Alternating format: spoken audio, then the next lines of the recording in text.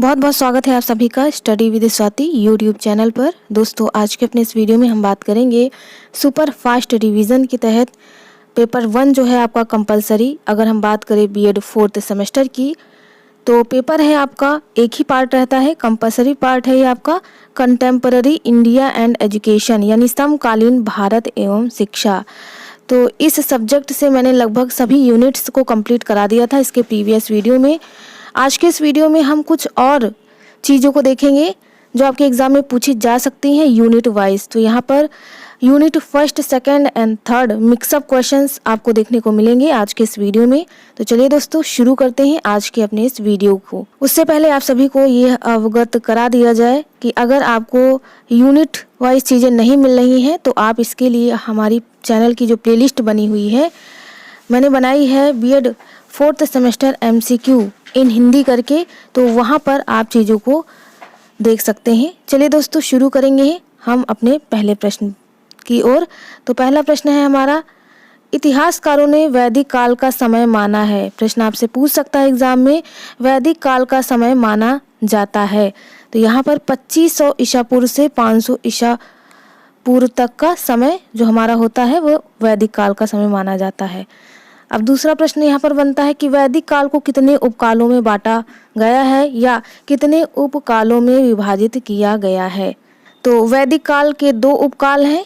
एक तो है पूर्व वैदिक या प्रारंभिक वैदिक काल, जो कि 1500 ईसा पूर्व से 1000 ईसा पूर्व के मध्य माना जाता है, और दूसरा है उत्तर वैदिक काल, जो कि 1000 ईसा पूर्व से 600 ईसा पूर्व का समय माना जाता है।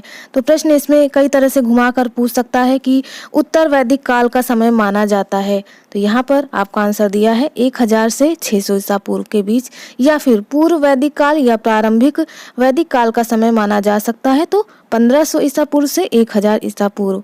आगे कुछ और प्रश्नों की तरफ बढ़ते हैं। फिर आया आपका वेद का अर्थ। यहाँ पर अगर हम वेद के अर्थ की बात करें तो वेद का अर्थ है ज्ञान की प्राप्ति या ज्ञान, ठीक है। उसके बाद नेक्स्ट है वेद के प्रकार। वेद कितने प्रकार के होते हैं? तो वेद हमारे 4 प्रकार के होते हैं, ऋग्वेद, यजुर्वेद, सामवेद और अथर्ववेद। ये 4 प्रकार के वेद देखने को मिलते हैं। तो इसमें हमारा पहला प्रश्न बनता है कि सबसे प्राचीनतम वेद कौन सा है। तो ऋग्वेद जो है हमारा सबसे प्राचीनतम वेद है। मंडल की बात करें तो इसमें 10 मंडल पूछ सकता है, ऋग्वेद में कितने मंडल पाए जाते हैं। तो 10 मंडल पाए जाते हैं। और सूक्त की बात करें तो 1028 यानी 1028 सूक्त पाए जाते हैं। पूछ सकता है ऋग्वेद में कितने सूक्त पाए जाते हैं, तो 1028 सूक्त पाए जाते हैं। इसमें किसका अध्ययन किया जाता है ये भी पूछ सकते हैं कि ऋग्वेद में किसका अध्ययन किया जाता है, देवी देवताओं का, तंत्र मंत्र का, जादू टोने का, या आयुर्वेद का, या संगीत का। तो यहाँ पर अगर हम बात करें देवी देवताओं की तो उनका अध्ययन प्राचीनतम वेद यानी ऋग्वेद में किया जाता है। इसमें इंद्रदेव, मित्रदेव, वरुण देव आदि देवी देवताएं शामिल होते हैं। आगे देख लेते हैं। उसके बाद हमारा जो अगला वेद होगा वो है यजुर्वेद। यजुर्वेद, यजु का अर्थ होता है यज्ञ से। तो यहाँ पर अगर हम यजुर्वेद की बात करें तो इसमें गद एवं पद का अध्ययन किया जाता है। प्रश्न आपसे पूछ सकता है कि गद एवं पद का अध्ययन किस वेद के अंतर्गत किया जाता है, तो यह आपका यजुर्वेद के अंतर्गत किया जाता है। या फिर पूछ सकता है यजु का अर्थ है, तो यजु का अर्थ यज्ञ से है। अगला देखते हैं प्रश्न। फिर अगला हमारा वेद आएगा सामवेद। साम का तात्पर्य पूछ सकता है, तो साम का तात्पर्य है गान से या संगीत से। पूछ सकता है कि संगीत का कौन से वेद के अंतर्गत आता है, तो आपका सामवेद के अंतर्गत आता है। इसमें 7 प्रकारों के स्वरों का वर्णन किया जाता है, जो कि है सा, रे, गा, मा, पा, धा, नी, सा, ठीक है। 7 प्रकार के आपके स्वर आ जाएंगे। उसके बाद आएगा यहाँ पर भारतीय संगीत का जनक किसे कहा जाता है, तो भारतीय संगीत का जो जनक है वो सामवेद को कहा जाता है। इसमें 1875 संगीतमयी मंत्र पाए जाते हैं। और यहीं पर अगर हम बात करें यजुर्वेद की, तो यजुर्वेद में 1975 गद्यात्मक मंत्र पाए जाते हैं। तो ये पूछ सकता है कितने मंत्र पाए जाते हैं, तो दोनों में अलग अलग मंत्र जो थे वो मैंने बता दिए पाए जाते हैं। उसके बाद आया अथर्ववेद।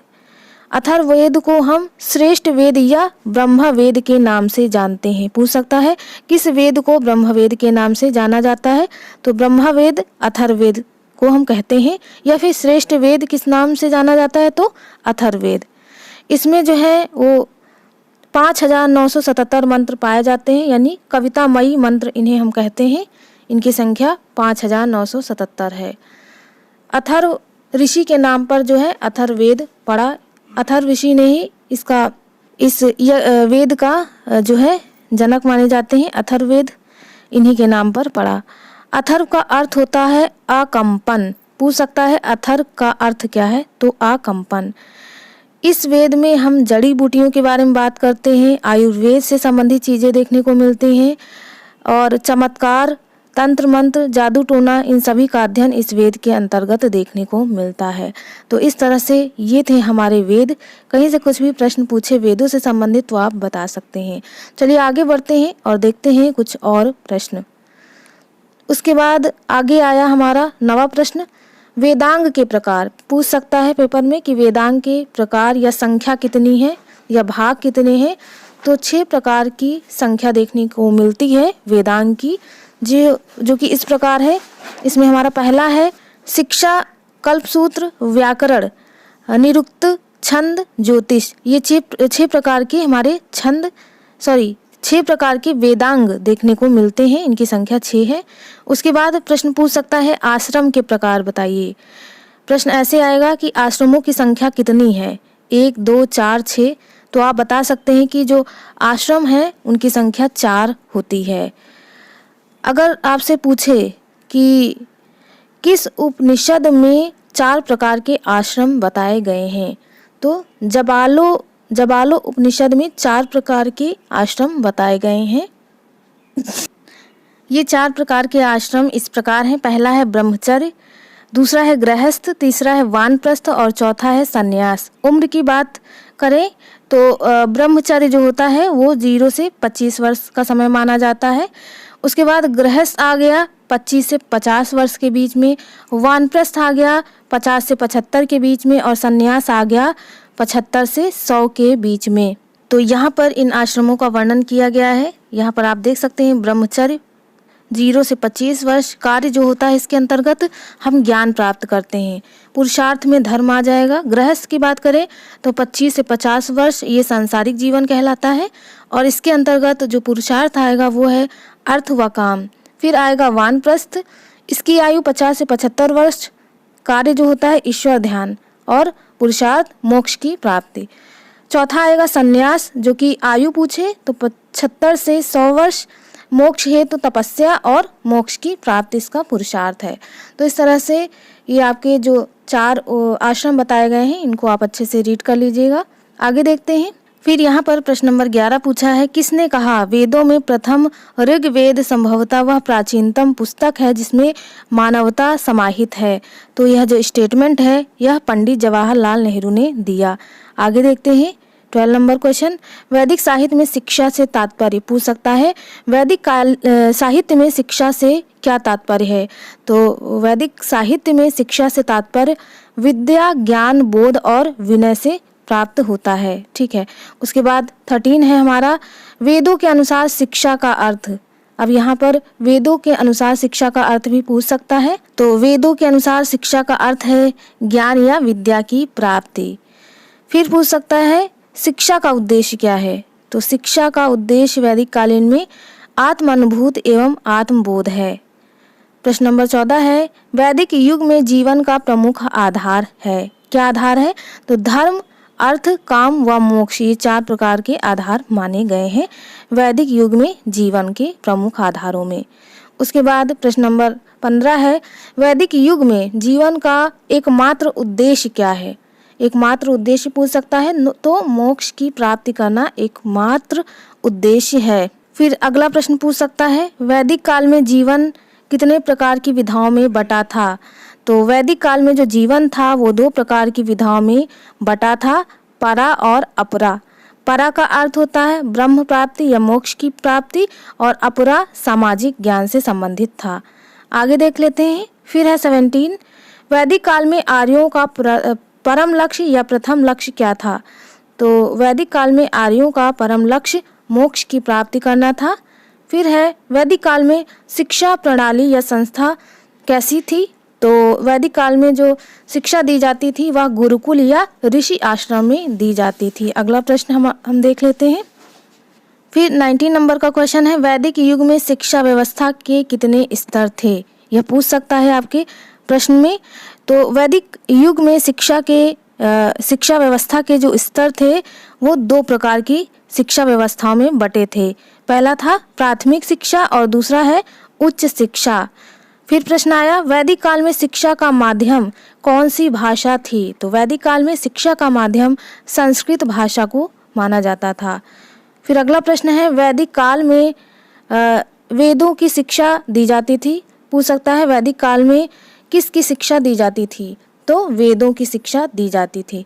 आगे बढ़ते हैं कुछ और प्रश्नों की तरफ।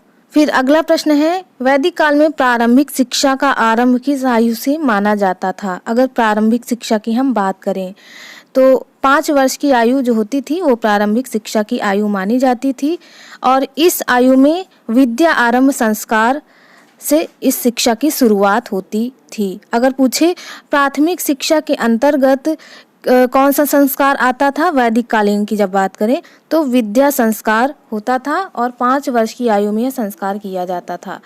और यह जो विद्या थी यह सभी बालकों के लिए थी, सभी वर्ग के बालक जैसे ब्राह्मण, क्षत्रिय, वैश्य और शूद्र सभी के लिए।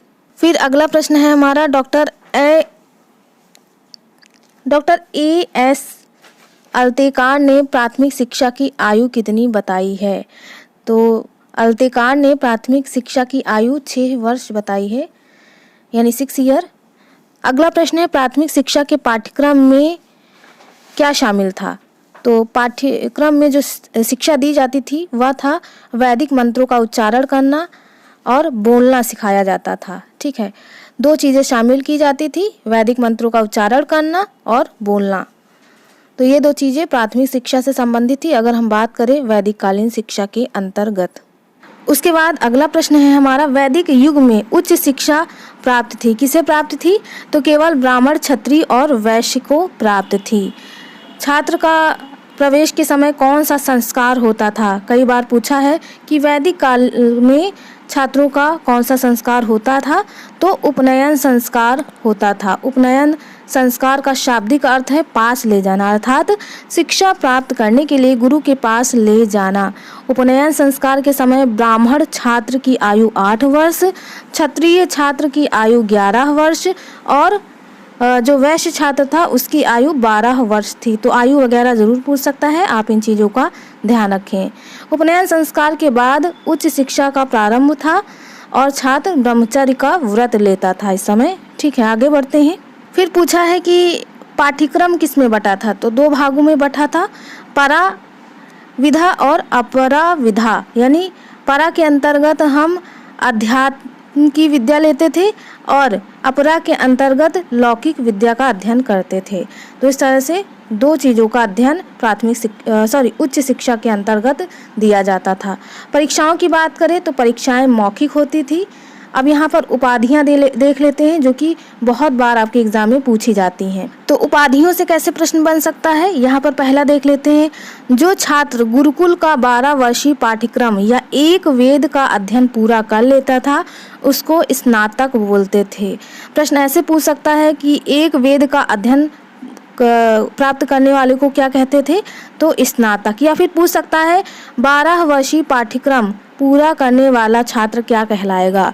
तो स्नातक। फिर दूसरा है हमारा, जो छात्र 24 वर्षीय पाठ्यक्रम या 2 वेदों का अध्ययन कर लेता था उसे वसु कहते थे। तो इस तरह से प्रश्न पूछेगा, 2 वेदों का अध्ययन करने वाला क्या कहलाएगा? तो वसु कहलाएगा। ठीक है, या फिर 24 वर्षीय पाठ्यक्रम पूरा करने वाला छात्र क्या कहलाएगा? तो वसु कहलाएगा। तो इस तरह से प्रश्न कैसे भी घुमा करके पूछे आप उसका आंसर दे पाएंगे। तीसरा है, जो छात्र 36 वर्षीय पाठ्यक्रम पूरा कर लेता था उसको क्या कहते थे? तो उसे रुद्र कहेंगे। या फिर किन्हीं 3 वेदों का अध्ययन करने वाले को हम क्या कहेंगे? तो रुद्र कहेंगे।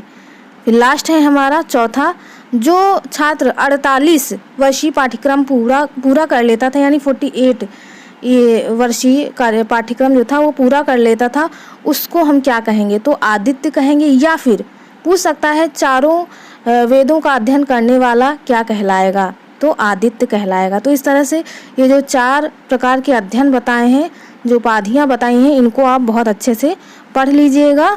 ठीक है, चलिए आगे बढ़ते हैं और देखते हैं कुछ और प्रश्न जो कि आपके एग्जाम में पूछ सकता है। फिर अगला प्रश्न पूछ सकता है वैदिक युगीन शिक्षण विधियाँ कौन कौन सी थी? तो प्रवचन विधि, व्याख्यान विधि, प्रश्नोत्तर एवं वाद विवाद विधि, तर्क विधि, कहानी विधि, इतनी प्रकार की वैदिक युगीन शिक्षण विधियाँ थी जिनके माध्यम से बच्चों को पढ़ाया जाता था। उसके बाद नेक्स्ट आया वैदिक कालीन गुरुकुल के अन्य नाम क्या थे? तो गुरुकुल के अन्य नाम टोल कहते थे, चरण, घटिका, आगे दिया है विशिष्ट विद्यालय, विद्यापीठ, ठीक है, और मंदिर, विश्वविद्यालय, ये सारे गुरुकुल के अन्य नाम थे। तो आपके प्रश्न में कुछ इस तरह से पूछेगा कि गुरुकुल के अन्य नाम क्या हैं? मठ, विहार, मदरसा, विशिष्ट विद्यालय, मंदिर, कुछ भी ऑप्शन में दे सकता है। तो आप इतने नाम ध्यान रखिएगा। आगे बढ़ते हैं कुछ और प्रश्नों की तरफ। फिर पूछा है वैदिक कालीन मुख्य शिक्षा केंद्र कौन कौन से थे? वैदिक काल में मुख्य शिक्षा के केंद्र कौन कौन से थे? तो मिथिला था, तक्षशिला, केकय, काशी, प्रयाग, कन्नौज और अयोध्या, ये वैदिक कालीन शिक्षा के मुख्य केंद्र थे। उसके बाद आया गुरु शिष्य संबंध कैसे थे? तो पिता पुत्र के समान या मधुर संबंध थे। अगर हम बात करें गुरुकुल प्रणाली के अंतर्गत गुरु और शिष्य के संबंधों की। बढ़ते हैं कुछ और प्रश्नों की तरफ। फिर हम अगर बात करें शिक्षा संबंधी प्रमुख संस्कारों के अंतर्गत कुछ और संस्कार, तो उपनयन का शाब्दिक अर्थ अभी हमने बताया कि ये प्रश्न पूछ सकता है कि उपनयन का शाब्दिक अर्थ क्या है? तो पास ले जाना। किसके पास ले जाना? शिक्षा प्राप्त करने के लिए गुरु के समीप ले जाना हमारा उपनयन संस्कार कहलाएगा। ये जो था आपका उत्तर वैदिक काल से संबंधित था। उसके बाद दूसरा आएगा उपनयन संस्कार के बाद छात्र कहलाता था। क्या कहलाता था? तो छात्र द्विज या ब्राह्मण कहलाता था। द्विज का अर्थ पूछ सकता है क्या होता है? तो द्विज का अर्थ 2 जन्म लेने वाला। 2 जन्मों से तात्पर्य भौतिक और आध्यात्मिक जन्म से है। ठीक है, उपनयन संस्कार का उत्तर वैदिक काल में इतना अधिक महत्वपूर्ण था कि छात्र को दूसरा जन्म लेने के समान माना जाता था। 2 जन्मों का अर्थ होता है भौतिक और आध्यात्मिक जन्म से। नेक्स्ट देखते हैं। फिर पूछ सकता है कि समावर्तन संस्कार किस काल में आया? तो वैदिक काल में समावर्तन संस्कार आया। यह उपनयन संस्कार पूछ सकता है किस काल से संबंधित है? वैदिक कालीन, बौद्ध कालीन या मध्यकालीन? तो आप वैदिक कालीन शिक्षा से संबंधित आपका उपनयन संस्कार, उपसंपदा संस्कार और समावर्तन संस्कार, ये 3 प्रकार के संस्कार हैं। समावर्तन संस्कार को हम देख लेते हैं। समावर्तन संस्कार का शाब्दिक अर्थ क्या होता था?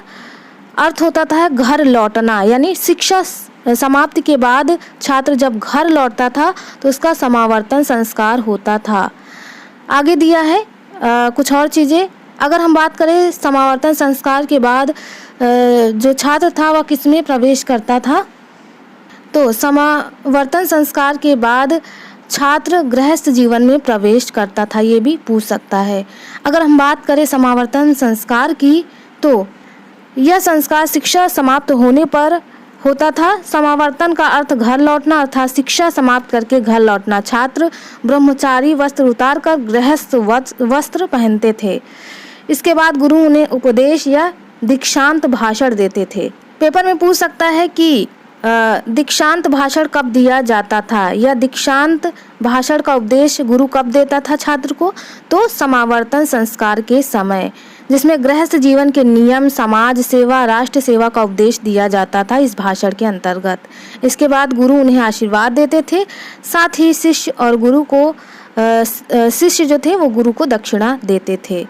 यह वर्तमान में विश्वविद्यालय द्वारा दिए जाने वाले दीक्षांत समारोह जैसा है, यानी जो आपका फेयरवेल पार्टी टाइप की होती है उससे संबंधित है। तो इस तरह से आप ध्यान रखिएगा कि वैदिक कालीन में सिर्फ 2 प्रकार के संस्कार होते थे, उपनयन संस्कार और समावर्तन संस्कार। इसके अलावा तीसरा कोई संस्कार नहीं होता था। यहाँ से हमारा वैदिक पीरियड जो है वो समाप्त हुआ। जो भी प्रश्न थे इम्पोर्टेंट बता दिए। उसके बाद आया बुद्धिस्ट पीरियड। बुद्धिस्ट पीरियड की बात की जाए, इसके टाइम जो एजुकेशन सिस्टम था वह कैसा था, इसको भी हम देख लेते हैं। तो सबसे पहला प्रश्न यहाँ से बनता है, बौद्ध काल के प्रवर्तक या बौद्ध काल के संस्थापक कौन थे? तो महात्मा गौतम बुद्ध जो थे वो बौद्ध काल के प्रवर्तक या संस्थापक थे। फिर अगर प्रश्न पूछे, कभी कभी पूछ सकता है कि गौतम बुद्ध, चूँकि ये बुद्धिस्ट पीरियड से संबंधित थे, तो इनका जन्म पूछ सकता है कब हुआ था। तो 563 ईसा पूर्व में लुम्बिनी में इनका जन्म हुआ था। बचपन का नाम सिद्धार्थ था। पिता शुद्धोधन और माता महामाया थी। इतनी चीज़ें थी महात्मा बुद्ध के संदर्भ में। आगे देखते हैं, फिर आगे देख लेते हैं कुछ और चीज़ें। बौद्ध काल में शिक्षा प्रणाली या संस्था क्या कहलाती थी? तो बौद्ध शिक्षा प्रणाली के अंतर्गत जो संस्था थी, शिक्षा मठों या विहारों में दी जाती थी। संस्था पूछे तो मठों या विहार में जो है शिक्षा दी जाती थी बालक या बालिकाओं की। उसके बाद प्रमुख संस्कार कौन सा होता था? पूछे कि प्रवेश के समय बौद्ध काल में प्रमुख संस्कार कौन सा होता था? तो पवज्जा या प्रवज्जा करके दे सकता है, दोनों में से कोई भी दे सकता है, ठीक है, दोनों का अर्थ एक ही है। यह संस्कार दिया जाता था। प्रवज्जा या प्रवज्जा संस्कार प्रवेश के समय छात्रों का किया जाता था। सभी जातियों के बालकों को मठों एवं विहारों में प्रवेश दिया जाता था। प्राथमिक शिक्षा में प्रवेश की आयु, अगर प्राथमिक शिक्षा बोले तो प्राथमिक शिक्षा की आयु जो थी मठ में प्रवेश करने की वह 6 वर्ष थी, और ऐसे उच्च शिक्षा प्राप्त करने की 8 वर्ष आयु थी, ठीक है। उसके बाद अगर हम बात करें प्रवज्जा का अर्थ, तो प्रवज्जा का अर्थ होता है बाहर जाना, अर्थात शिक्षा प्राप्त करने के लिए घर से बाहर जाना, वो आपका प्रवज्जा संस्कार के अंतर्गत आएगा। मठ का सबसे बड़ा भिक्षु इस संस्कार को संपन्न करता था। तो इस तरह से ये प्रवज्जा संस्कार था। प्रारंभिक आयु या फिर प्राथमिक आयु पूछे इस संस्कार की तो 6 वर्ष, और उच्च आयु पूछे तो 8 वर्ष।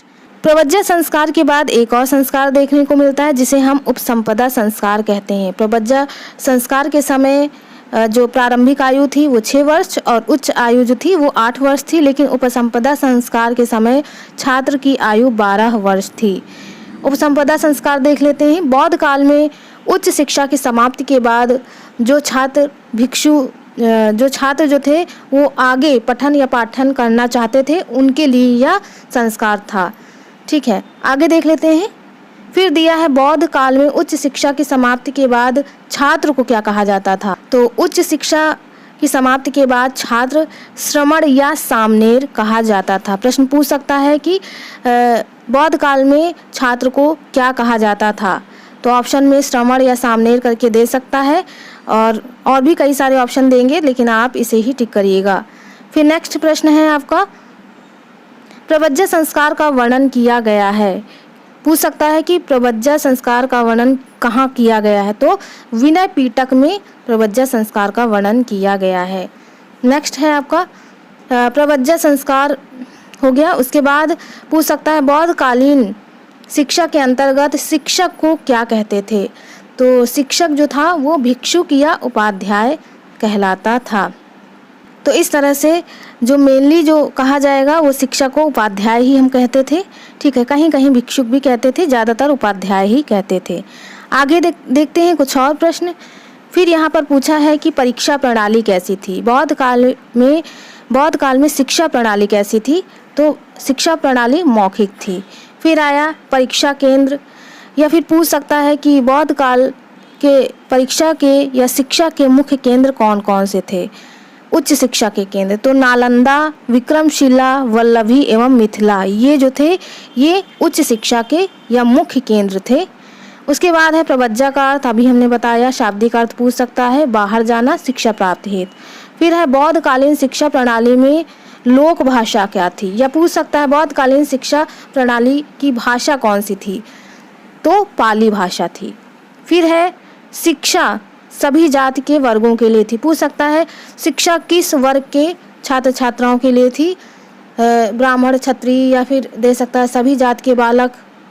तो आप सही उत्तर सभी जात के बालक को लगाएंगे। उसके बाद पूछ सकता है शिक्षण विधियां कौन कौन सी थी बौद्ध कालीन शिक्षा के अंतर्गत? तो अनुकरण विधि, प्रश्नोत्तर विधि, व्याख्यान विधि, तर्क एवं वाद विवाद विधि और स्व अध्याय और देशाटन ये प्रमुख शिक्षण विधियां थी जो कि जितनी पूछी जा सकती है मैंने यहाँ पर मेंशन कर दी है। ये बौद्धकालीन चीज़ों से संबंधित हैं। फिर उसके बाद शिक्षक छात्र संबंध पूछ लेगा कि कैसे थे, तो पिता पुत्र के समान ही शिक्षक छात्र के संबंध मधुर थे। ठीक है। उसके बाद है बौद्ध शिक्षा का लक्ष्य क्या था, पूछ लेगा बौद्ध शिक्षा का लक्ष्य क्या था, तो निर्वाण की प्राप्ति करना। अगर पूछ ले वैदिक कालीन शिक्षा का मुख्य लक्ष्य, तो मुक्ति की प्राप्ति या मोक्ष की प्राप्ति या ईश्वर की प्राप्ति। उसके बाद 15 नंबर का क्वेश्चन है आजीवन ब्रह्मचर्य का पालन किस संस्कार के बाद होता था, तो आजीवन ब्रह्मचर्य का पालन उपसंपदा संस्कार के अंतर्गत होता था या उपसंपदा संस्कार संपन्न करने के बाद जो छात्र था, सामनेर था, वो आजीवन ब्रह्मचर्य का पालन लेता था। तो यहाँ पर बुद्धिस्ट पीरियड एजुकेशन से काफ़ी सारी बातें हो गई। इसके बाद हम इस्लामिक या मध्यकालीन शिक्षा को देखेंगे इसके नेक्स्ट वीडियो में। तो चलिए दोस्तों, मिलते हैं अपने एक नेक्स्ट वीडियो में पार्ट 2 में। तब तक के लिए आप सभी का बहुत बहुत धन्यवाद।